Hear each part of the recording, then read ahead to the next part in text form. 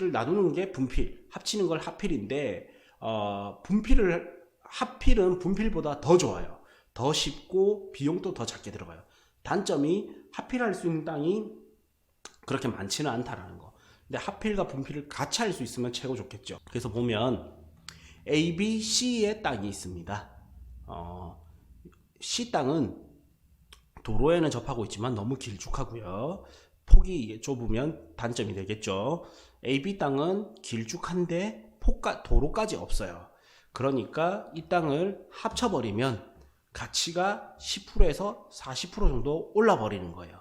근데 더 정확하게 말하면 시세가 오르는 게 아니라 시세가 회복된다는 게 더 정확한 표현입니다. 무슨 말이냐? 이 지역의 땅이 평당 100만 원이라면, 원래 이런 괜찮은 땅이 평당 100만 원이라면 단점이 있기 때문에 10% 내지 40%, 많게는 50% 정도를 싸게 사는 거예요. 맹지이기 때문에, 도로가 없는 땅이 맹지죠. 그러니까 반값에 사고, 요거는 도로는 접하고 있지만 모양이 길쭉하기 때문에, 폭이 너무 좁기 때문에 한 10% 정도 싸게 산다. 그래서 통으로 해보니까 뭐 한 40% 정도 싸게 샀다가 단점이 없어지니까 시세가 회복이 된다. 이게 더 맞는 표현입니다. 그래서 이제 합필을 하게 되면, 같은 뜻입니다. 합병을 하게 되면 시세가 회복이 되기 때문에 훨씬 좋은 거죠. 근데 합병을 하기 위해 가능한 경우는 네 가지 조건이 맞아야 됩니다. 서로 붙어 있어야 되고요. 소유자가 같아야 되고, 행정구역이 같아야 됩니다.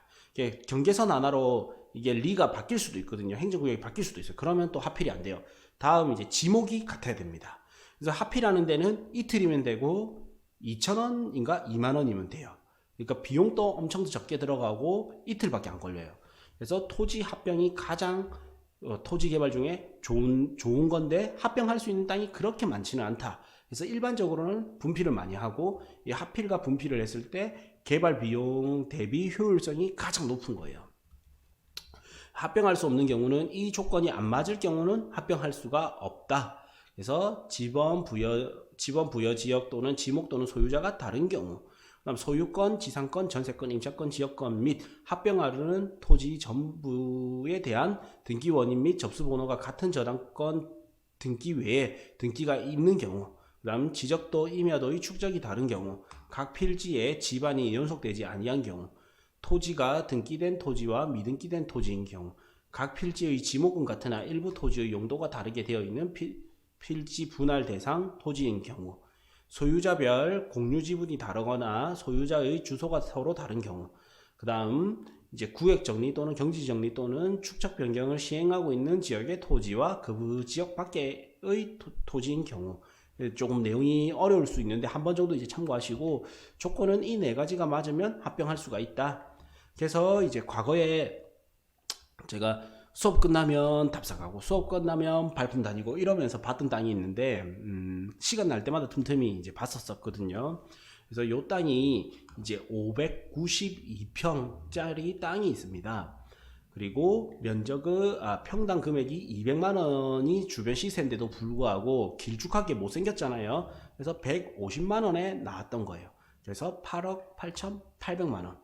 근데 은행에서 봤을 때는 주변 시세가 200인데 대비 매매가가 150만 원이기 때문에 감정가가 매매가보다 잘 나오는 거예요. 그러면 대출이 훨씬 잘 나오게 되는 거죠. 그리고 이제 요 부분 있죠. 요 부분은 여기 잘 보이겠다. 요 부분만큼 떨어져 있는 요만큼은 이제 국유지 땅입니다. 나중에 도로가 확장되거나 보도블럭이 생길 거를 대비해서 이제 국가가 군유지예요. 이제 여기는 군 단위의 땅이었는데 군에서 이거를 미리 매입을 해 놓은 겁니다.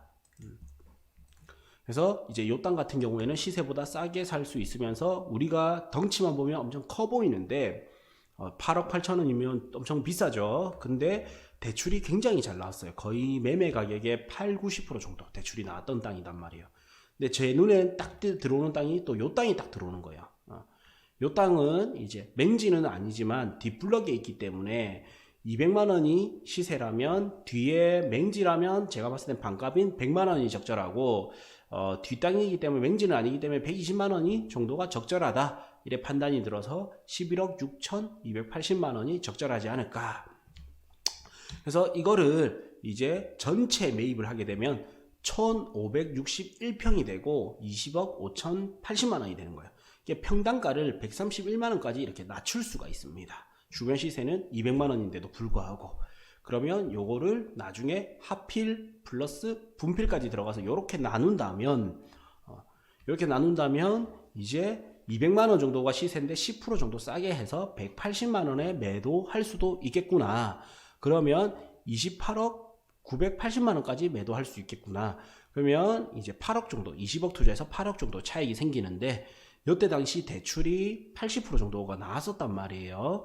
그러면 이제 내 돈이 20% 플러스 부대 비용, 그러면 뭐 한 4억에서 5억 정도를 가지고 8억을 벌 수 있는 경우였어요. 근데 제가 이제 이걸 고민하는 사이에 결국에는 못 사게 됐던 땅인데, 요렇게 해서 합병과 분필을 할 경우에는 시세 차익을 볼 수 있다라는 겁니다. 다음 이제 측량 비용을 알기 위해서는 지적 측량 바로 처리 센터라는 사이트에 들어오셔서 이렇게 수수료 간편 계산에 들어오면 측량 비용, 분할 비용 등을 계산할 수가 있습니다. 이렇게 해서 분할하는데 얼마 이렇게 들어갈 거다, 측량하는데 얼마 들어갈 거다, 동계산까지 할 수가 있습니다.